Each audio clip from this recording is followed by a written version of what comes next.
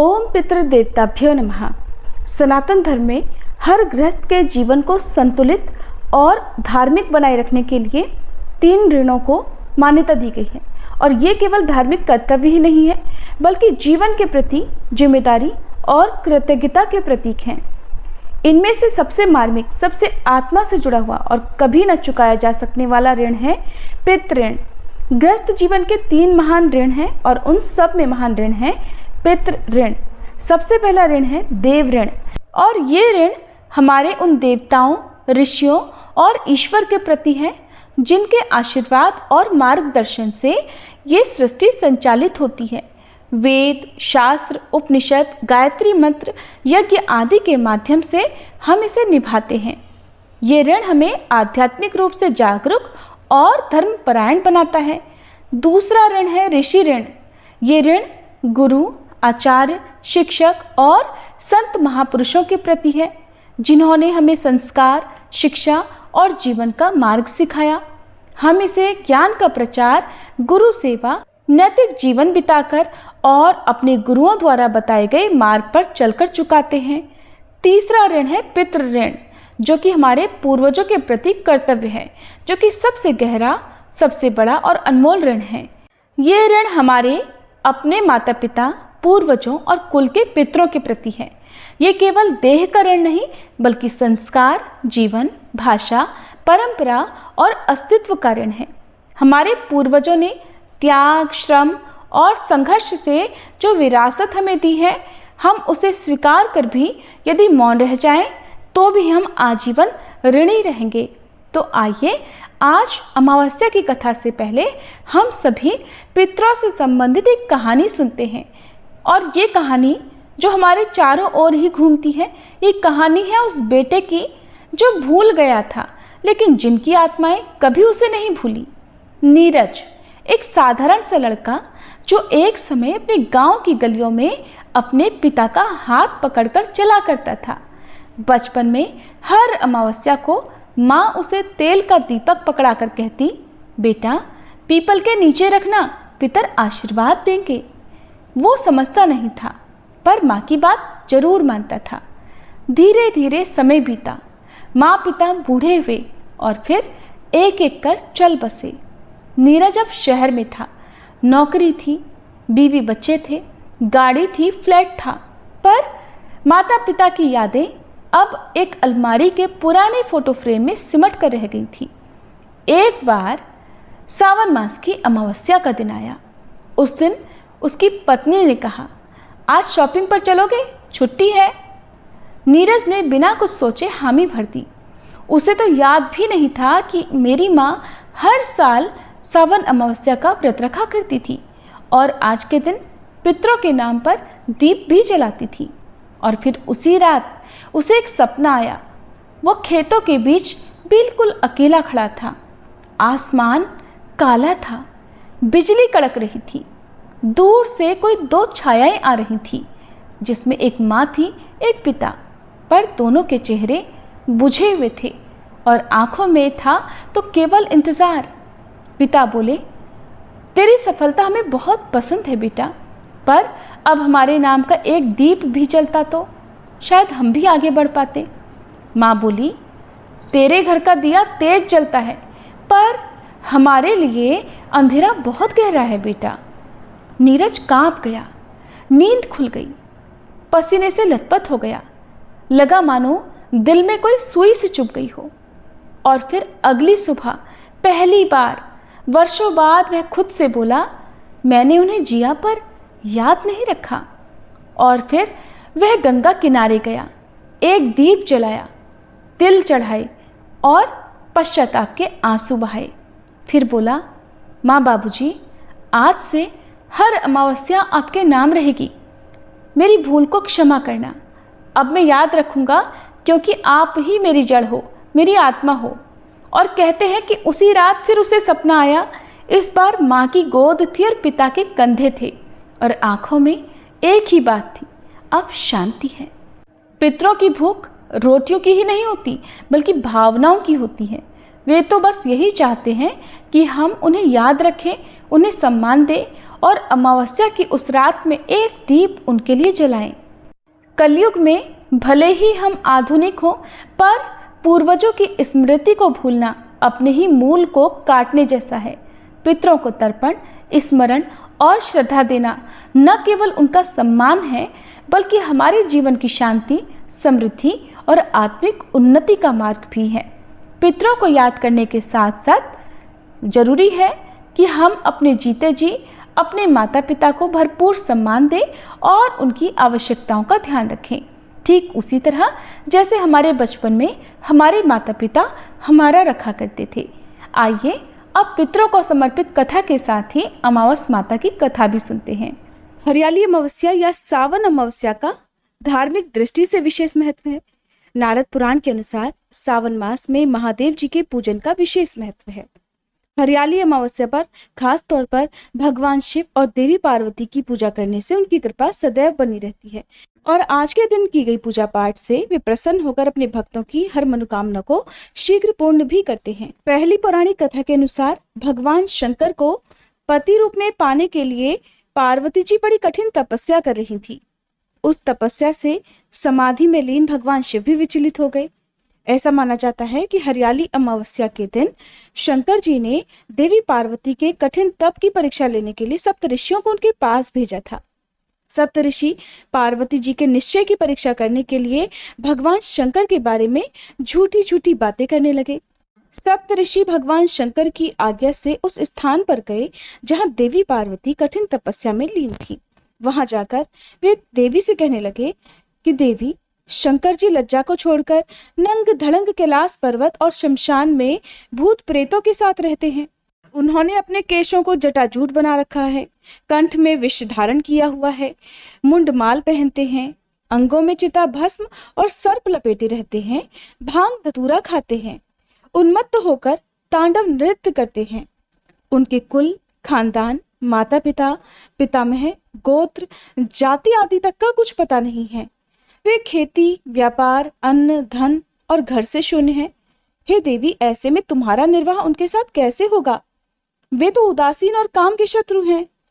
उन्होंने पहले सती से विवाह किया और जब कुछ समय बाद देवी सती ने यज्ञ की अग्नि में खुद को भस्म कर लिया, उसके बाद से उन्होंने औघड़ रूप धारण कर लिया और खुद स्वतंत्र होकर ध्यान में रम गए।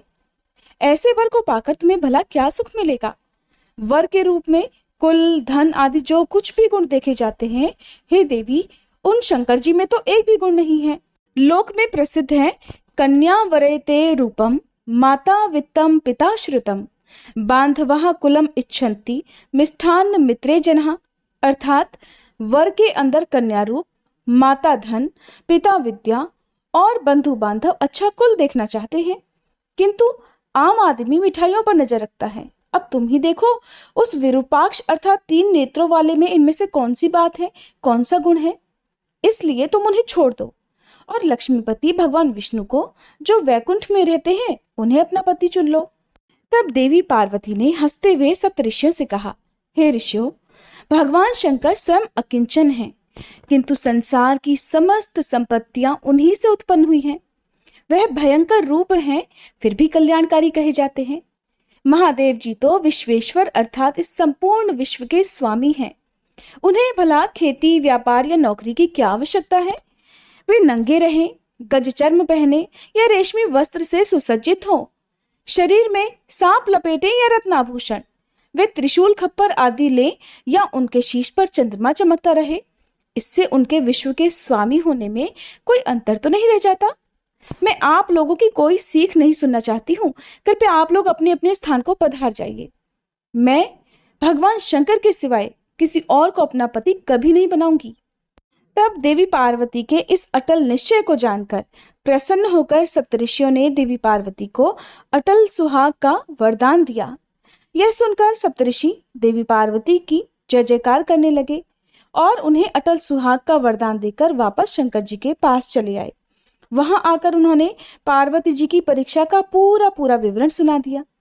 यह सुनकर शंकर जी बहुत प्रसन्न हुए और सप्तऋषियों को ये कहकर राजा हिमाचल के पास भेजा कि वे पार्वती जी को घर लाकर विवाह की तैयारियां शुरू कर दें। सप्तऋषियों ने शंकर जी का समाचार राजा हिमाचल को सुनाया तो वे बहुत प्रसन्न हुए।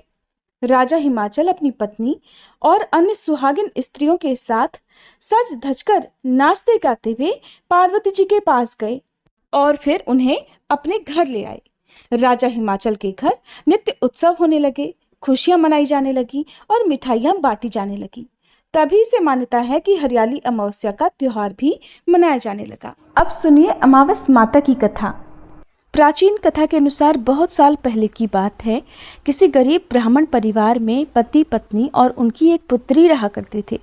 सारा परिवार भगवान की भक्ति में लीन रहता था। उनकी पुत्री सुंदर, संस्कारी और गुणवान थी। वह उसके लिए वर की तलाश कर रहे थे, किंतु निर्धन होने के कारण उसके विवाह में बाधाएं आ रही थीं। भगवान की दया से एक दिन उनके घर में एक बहुत बड़े महात्मा आए। उस कन्या ने उनकी खूब सेवा की। कन्या की सेवा भावना से प्रसन्न होकर महात्मा ने उसे आशीर्वाद दिया।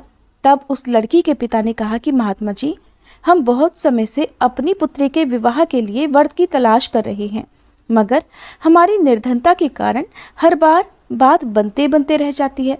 कृपया बताइए, हमारी पुत्री के हाथ पीले कब होंगे? महात्मा जी ने उस लड़की का हाथ देखा तो बोले, इस लड़की के हाथ में तो विवाह की रेखा ही नहीं है। ये बात सुनते ही ब्राह्मण तो बड़े उदास हो गए और फिर बोले, क्षमा करना महात्मा जी, मैं आपके कहने का अर्थ नहीं समझ पाया। महात्मा जी ने फिर कहा कि तुम्हारी पुत्री के भाग्य में विवाह सुख ही नहीं लिखा है।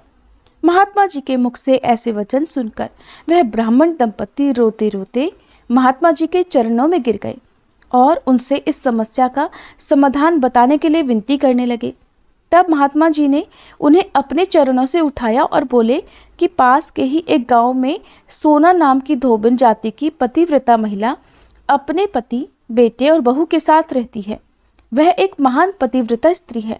यदि आपकी पुत्री उसे अपनी सेवा से प्रसन्न कर ले और आशीर्वाद स्वरूप उसकी मांग का सिंदूर उससे ले ले, तभी इस लड़की का विवाह संभव है। ऐसा करने से इसे अमोघ सुहाग भाग की प्राप्ति भी होगी। मगर ध्यान रहे, वह पतिव्रता महिला कहीं भी आती जाती नहीं है। महात्मा जी ब्राह्मण दंपत्ति के घर से विदा हो गए। अब भोर होते ही ब्राह्मणी ने अपनी पुत्री को सोना धोबिन की सेवा करने के लिए भेज दिया। लड़की पूरे दिल से सोना धोबिन के घर की साफ सफाई और बाकी घर के काम भी उनके उठने से पहले ही करके अपने घर वापस लौट आती थी। ये क्रम बहुत दिन तक ऐसे ही चलता रहा। एक दिन सोना धोबिन अपनी बहू को शाबाशी देते हुए बोली कि बहू, तुम तो ब्रह्म मुहूर्त में ही उठकर घर का सारा कामकाज कर लेती हो और मुझे पता तक नहीं चलता। बहू बोली, माता जी, मैं तो सुबह देर से उठती हूँ, मुझे लगा घर के ये सारे काम आजकल आप किया करती हैं। जानकर सोना धोबिन को बड़ी हैरानी हुई। उसने सोचा कि आखिरकार उनके घर का ये सारा काम कौन करके चला जाता है, इस बात का मुझे पता लगाना चाहिए। तब अगले दिन भोर होते ही सास बहू उठकर घर के एक कोने में छुपकर निगरानी करने लगे कि कौन है जो ब्रह्म मुहूर्त में ही घर का सारा काम करके चला जाता है। उधर अपने निर्धारित समय पर ब्राह्मण की पुत्री आई और मुख से भजन करते करते घर का सारा काम दिल से करने लगी। अपना काम पूरा होने पर जब वह वहां से जाने लगी तो सोना धोबिन ने उसे पकड़ लिया और उसके सामने आकर उससे पूछा कि तुम कौन हो बेटी, और इस तरह छुपकर मेरे घर का काम क्यों करती हो? ब्राह्मण की पुत्री ने उन्हें महात्मा के द्वारा कही हुई सारी बात बता दी। सोना धोबिन पतिव्रता होने के साथ साथ बहुत उदार दिल की भी थी। वह उस लड़की की सहायता के लिए तैयार हो गई। उस दिन अमावस्या थी और वह उस लड़की के साथ बिना अन्न जल ग्रहण किए उपवास रखकर उसके घर की ओर चल पड़ी। उसने सोचा रास्ते में कहीं पीपल का पेड़ मिलेगा तो उसे भंवरी देकर और उसकी परिक्रमा करके ही जल ग्रहण करेगी। लड़की के घर पहुंचकर सोना धोबिन ने जैसे ही अपनी मांग से सिंदूर उस कन्या की मांग में लगाया तो सोना धोबिन के पति के प्राण पखेरु उड़ गए। सोना धोबिन को ज्ञात हो गया कि अब उसके पति इस दुनिया में नहीं रहे। वह ब्राह्मण परिवार से विदा लेकर चल पड़ी। रास्ते में पीपल का पेड़ देखकर उसने ईंट के टुकड़ों से 108 बार भंवरी देकर 108 बार पीपल के पेड़ की परिक्रमा की। उसके बाद जल ग्रहण किया। तभी उसके पति की मृतदेह में प्राण लौट आए। इस प्रकार अमावस्या के दिन पीपल के पेड़ की पूजा करने और इस कथा को सुनने से सुहागिन महिलाओं का सुहाग अटल रहता है। सुहागिन महिलाओं को सभी प्रकार के मनोरथों की प्राप्ति होती है। जिनका विवाह नहीं हो रहा हो उन्हें मनोवांछित वर की भी प्राप्ति होती है। सभी अभीष्ट मनोरथों की पूर्ति होने के साथ साथ ऐसे भक्तों के घर में धन, अन्न, सुख समृद्धि के भंडार भी भरे रहते हैं। आइए अब भगवान शिव के श्रीमुख से सुनते हैं कि कैसे एक बार देवी पार्वती के पूछने पर भगवान शिव ने अमावस्या के विधि विधान के बारे में स्वयं उनसे बताया था। महादेव जी कहते हैं, हे देवी, अब मैं श्राद्ध की विधि बतलाता हूँ, ध्यानपूर्वक सुनो। श्राद्ध के एक दिन पहले अपसव्य होकर पितरों के प्रतिनिधिभूत ब्राह्मण को निमंत्रित करें कि आप लोग पितृकार्य संपन्न करें और मुझ पर प्रसन्न हो। इस प्रकार ब्राह्मण को आमंत्रित करने के लिए अपनी जाति के विश्वस्त पुरुषों को भेजना चाहिए। बिना फटा हुआ वस्त्र पवित्र माना गया है। अगर मूर्ख ब्राह्मण अपने सामने ही रहता हो और गुणवान अपने से बहुत दूर बसता हो तो गुणवान को भी श्राद्ध का निमंत्रण देना चाहिए, लेकिन मूर्ख को त्यागना नहीं चाहिए। जो अपने निकटवर्ती ब्राह्मण को पतित न होने पर भी त्याग कर दूर रहने वाले गुणवान की पूजा करता है वह घोर नरक में जाता है। वेद विद्या और व्रत में निष्णात क्षत्रिय ब्राह्मण अगर घर पर आ जाए तो विधि पूर्वक उसका पूजन करके मनुष्य परम गति को प्राप्त होता है। दोनों संध्या, जप, भोजन, दंत धावन, पितृकार्य, देवकार्य, मूत्रोत्सर्ग, मलोत्सर्ग, गुरु के समीप तथा यज्ञ, इन अवसरों पर जो मौन रहता है वह स्वर्ग में जाता है। अगर जप आदि में किसी तरह मौन भंग हो जाए तो वैष्णव मंत्र का उच्चारण और भगवान विष्णु का स्मरण करना चाहिए। दान, स्नान, होम, भजन और देव पूजन में देवताओं के लिए सीधे कुश उपयोग में लाए जाते हैं और पितरों के लिए द्विगुण भुग्न कुश। उत्तर मुख होकर देवताओं का और दक्षिण मुख होकर पितरों का कार्य करना चाहिए। अग्नि, भस्म, जौ और जल से चिन्ह बना देने पर तथा चौखट बीच में होने पर भी पंक्ति दोष नहीं होता। इष्ट श्राद्ध में क्रतु और दक्ष, वृद्धि श्राद्ध में सत्य और वसु, नैमित्तिक श्राद्ध में काल और काम, काम्य श्राद्ध में अध्व और विरोचन तथा पार्वण श्राद्ध में पुरुरवा और आर्द्रव नाम के विश्वे देवों का आह्वान पूजन बताया गया है। पलाश के पत्ते में श्राद्ध करने से ब्रह्म तेज की वृद्धि होती है। पीपल के पत्ते में श्राद्ध भोजन करने वाला राजाओं का मान्य होता है। पाकड़ के पत्तल में श्राद्ध भोजन करने से सब भूतों पर प्रभुत्व प्राप्त होता है। वट के पत्ते में भोजन करने से पुष्टि, प्रजा, वृद्धि, प्रज्ञा, धृति और स्मृति की प्राप्ति होती है। गंभारी का पत्ता राक्षसों का नाश करने वाला और यशोदायक होता है। महुए के पत्ते में भोजन करने से उत्तम सौभाग्य प्राप्त होता है। अर्जुन वृक्ष के पत्ते में श्राद्ध करने वाला सब अभीष्ट फलों को प्राप्त कर लेता है। मदार के पत्ते में श्राद्ध करने से उत्तम कांति और प्रकाश की प्राप्ति होती है। बांस के पात्र में श्राद्ध करने वाले पुरुष के खेत, बगीचे और पोखरे में सदैव मेघ पानी बरसाते हैं। सोने चांदी के पात्रों में श्राद्ध करने से पूर्वोक्त सभी पत्रों के फल की प्राप्ति होती है। पलाश, अर्जुन, वट, पाकड़, पीपल, कटाई, गूलर, बिल्व और चंदन ये यज्ञ संबंधी वृक्ष हैं। सरल, देवदार, साखू, खैर ये वृक्ष संविधा के लिए उपयुक्त हैं। श्लेषमातक, नक्तमाल, कैथ, सेमल, नींबू और बहेड़ा ये वृक्ष श्राद्ध कर्म में निंदित हैं। इन वृक्षों का प्रयोग कभी भी नहीं करना चाहिए। जहाँ अनिष्ट शब्द सुनाई पड़ते हों, जो बहुत रूखी और जीव जंतुओं से भरी हुई हो तथा जहाँ दुर्गंध फैल रही हो, ऐसी भूमि को श्राद्ध कर्म में सदा त्याग दे। अंग, बंग, कलिंग, सिंधु का उत्तर तट तथा जहाँ आश्रम धर्म और वर्ण धर्म नष्ट हो गए हों, ऐसे देश यत्नपूर्वक श्राद्ध कर्म में त्याग देने योग्य हैं। देवी, ब्राह्मण सतयुग, क्षत्रिय नेता वैश्य द्वापर और शूद्र कलयुग माना गया है। विद्वान पुरुष शुक्ल पक्ष के पूर्वाहन और कृष्ण पक्ष के अपराहन में श्राद्ध करे। पितृ कार्य में रत्नी बराबर कुश श्रेष्ठ माने गए हैं और रत्नी कहते हैं कोहनी से लेकर कनिष्ठ का अंगुली तक के माप को। मूल के पास से कटे हुए कुश वेदी पर आस्तरण करने के लिए उत्तम होते हैं। इसी प्रकार सांवा, तिन्नी और दुर्वा भी श्रेष्ठ माने गए हैं। कुश सदैव पवित्र तथा श्राद्ध कर्म में आदरणीय है। ऐश्वर्य की इच्छा रखने वाले पुरुष को उन कुशों पर ही पिंडदान करना चाहिए। ब्राह्मणों को श्रद्धापूर्वक गरम गरम अन्न भोजन कराना चाहिए। फल, फूल और पेय पदार्थों को ठंडा ही दे। जो स्नेहवश ब्राह्मणों के हाथ में नमक या व्यंजन परोसता है या फिर लोहे के पात्र से परोसता है, उस भोजन को राक्षस खाते हैं, पितर उसे ग्रहण नहीं करते। ब्राह्मणों के पात्र में चुपचाप अन्न परोसकर संकल्प करना चाहिए। करछुल आदि में जो अन्न हो उससे उनका संबंध नहीं रहना चाहिए। जो ब्राह्मण सुअर की तरह पात्र में मुंह लगाकर चप चप करते हुए खाता है अथवा जो हाथ में ही भोजन रखकर उसी में मुंह लगाता है तथा जो भोजन के समय बातचीत करता है, उसके खाए हुए अन्न को भी पितर ग्रहण नहीं करते। 2 वर्ष के बछड़े के मुख में जो सुखपूर्वक समा सके उतने ही बड़े पिंड बनाने चाहिए, ऐसा व्यास जी का कहना है। स्त्री श्राद्ध के पात्र को ना हटाए।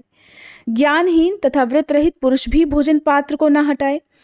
स्वयं पुत्र ही आकर पिता के श्राद्ध में उच्छिष्ट पात्रों को उठाए। उच्छिष्ट यानी कि जो बचा हुआ भोजन है उनके पात्रों को 3 पिंडों में से एक को तो जल में डुबो दे, दूसरा पत्नी को दे और तीसरे को अग्नि में होम कर दे। इस प्रकार पिंडों की यह त्रिविध गति है। पितृ श्राद्ध में सामवेदी ब्राह्मण को, वैश्वेदेव श्राद्ध में वैष्णव को, पुष्टि कर्म में अर्धवयु अर्थात यजुर्वेदी को और शांति कर्म में अथर्ववेदी ब्राह्मण को भोजन कराना चाहिए। देव श्राद्ध में 2 अथर्ववेदी ब्राह्मणों को पूर्व दिशा की ओर मुंह करके बिठाना चाहिए और पितृ श्राद्ध में ऋग्वेदी, यजुर्वेदी तथा सामवेदी इन 3 ब्राह्मणों को उत्तर दिशा की ओर मुंह करके बिठाना चाहिए। चमेली, बेला और श्वेत जूही आदि फूलों का श्राद्ध में सदा ही उपयोग करें।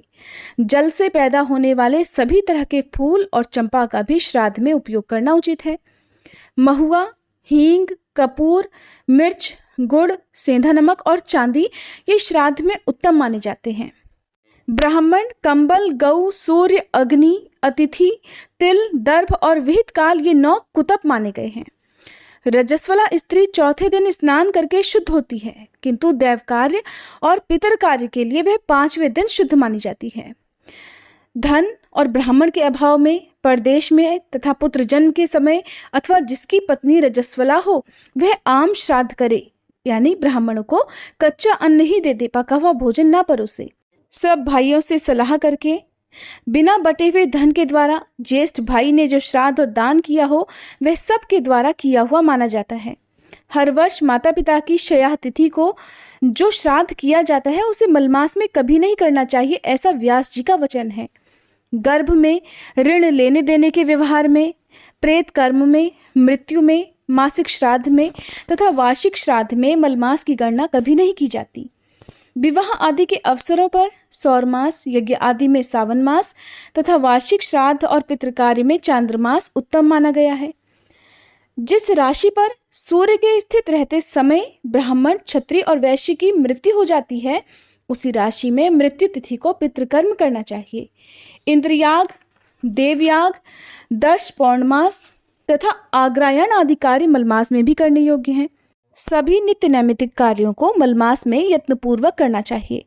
इसी प्रकार तीर्थ स्नान, गज छाया स्नान और प्रेत श्राद्ध भी मलमास में अवश्य ही करने योग्य हैं। जहाँ भोजन करने वाले भाई, बंधु और सगोत्र पुरुष नहीं उपलब्ध होते और अंत्यज आदि से श्राद्ध भूमि गिर जाती है, वहाँ ये सब राक्षसी श्राद्ध का लक्षण है।